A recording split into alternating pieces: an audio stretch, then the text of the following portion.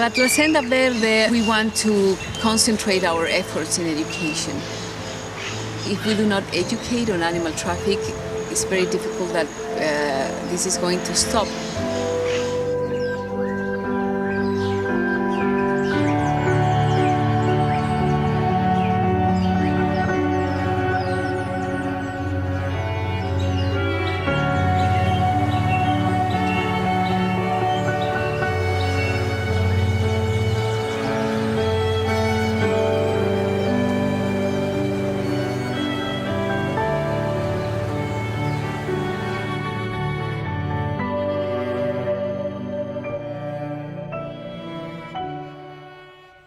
Hizo un viaje antes en Uyuni y encontré a dos voluntarios que trabajan acá y ellos me dijeron que es un buen lugar, es muy hermoso, el trabajo está bueno y decidimos de venir acá para ver la Senda Verde y todo eso.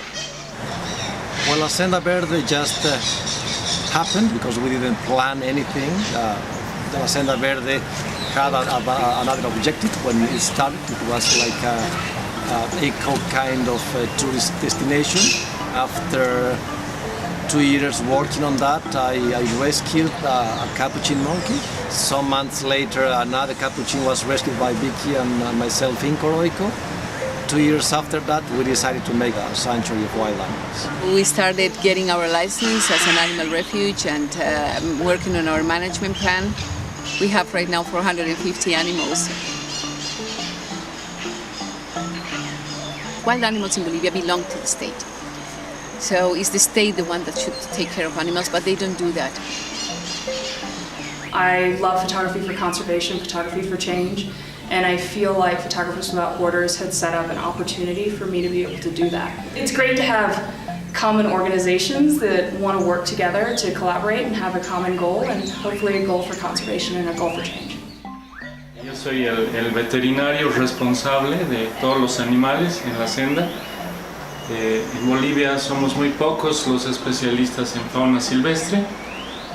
Son pocos lugares donde uno puede trabajar con ellos. A mí me encanta este trabajo, yo soy muy feliz.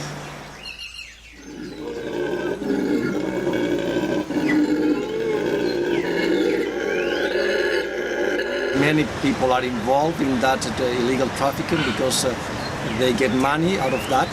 It is a big business and that's why it's so difficult probably to fight against.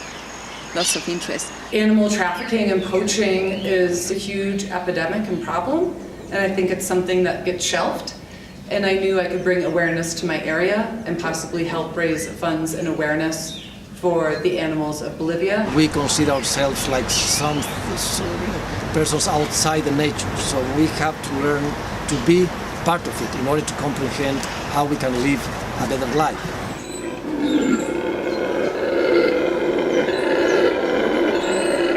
One of the biggest problems with animal trafficking is just knowledge.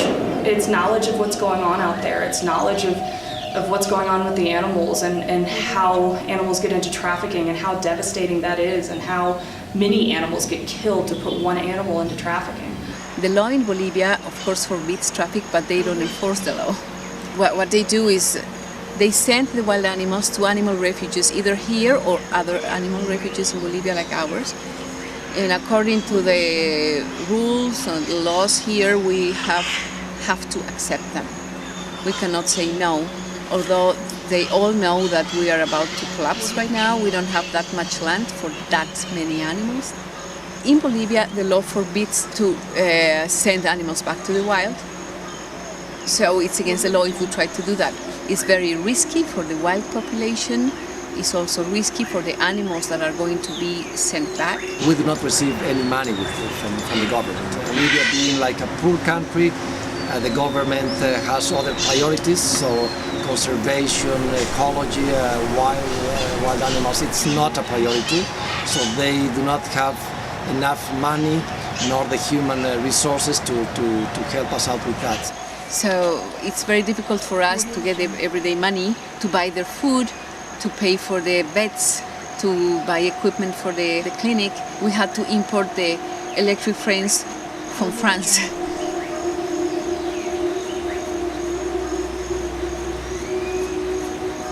outside people can help by sponsoring an animal that is already in captivity staying here. We need to build enclosures for the animals, we need to buy food, they need medical care.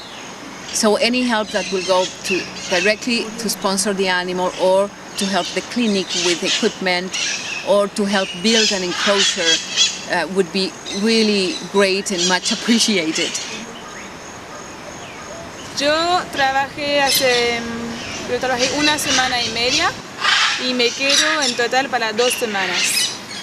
Lo que hacemos es 2 veces al día, limpiamos todo, ponemos nueva agua y después damos comida. Y eso una vez por la mañana a las 7:30 y una vez por la tarde a las 4, más o menos. Y damos fruta y a veces es un poco de pan o algo así.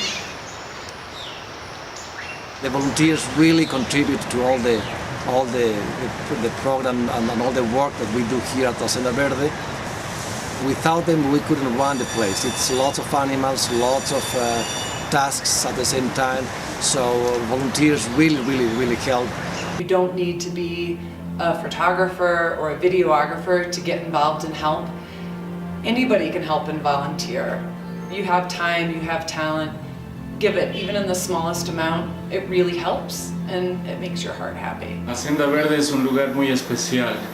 En realidad, técnicamente es un refugio de animales silvestres, pero esto es más que eso, es un refugio no solo para los animales, sino también para nosotros.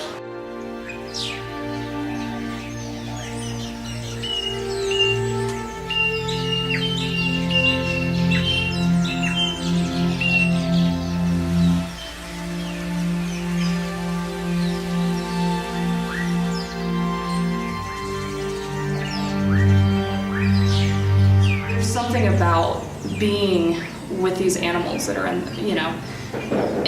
nature that you get a reminder. You get a reminder that we belong to this world and that we're part of this world. And you also get a reminder that these animals are beautiful and we share the world with these beautiful creatures. So for me, it's a way to see the bigger picture. Animals, and as well as humans, we all belong to this world, and we have to understand that we have to share and we have to live together. El trabajo es muy importante porque todos estos animales son producto del tráfico de fauna, entonces llegan en muy malas condiciones y es muy necesario para el país este tipo de lugares donde podamos recuperarlos, no solo clínicamente sino mentalmente. These animals that have been taken out of their environment, of their habitat, and they do not fulfill any role in their ecosystem right now anymore, they do deserve a second chance. And so we are here to give them this second chance and, if possible, fulfill another role that we think that is very important, and is educating people. We think that we educate the kids, and if we educate the population in general, they will know that they cannot buy animals in the black market. We are getting far and far away from our own nature. I think we are animals, we are forgetting to follow our instincts, we are forgetting to respect nature.